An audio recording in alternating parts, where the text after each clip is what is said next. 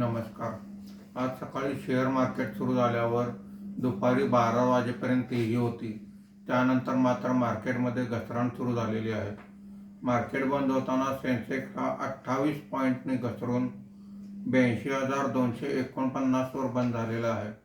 Nifty मात्र 14 पॉईंटने वाढून 25,497 वर बंद झालेला आहे.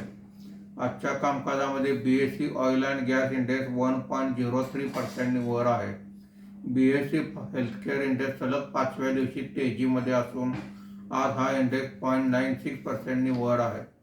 BSE कॅपिटल गुड्स इंडेक्स 0.88% वर आहे.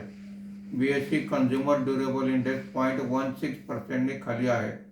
निफ्टी मिड कॅप इंडेक्स 0.66% वर आहे. निफ्टी स्मॉल कॅप इंडेक्स हा फ्लॅट आहे.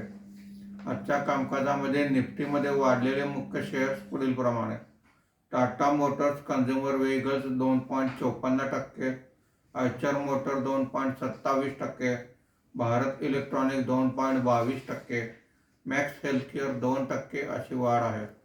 आज निफ्टीमध्ये घसरलेले मुख्य शेअर्स पुढील प्रमाणे: Trent 1.68%, Eternal 1.48%, Power Grid Corporation 1.30%, Coal India 1.16% अशी घसरण आहे.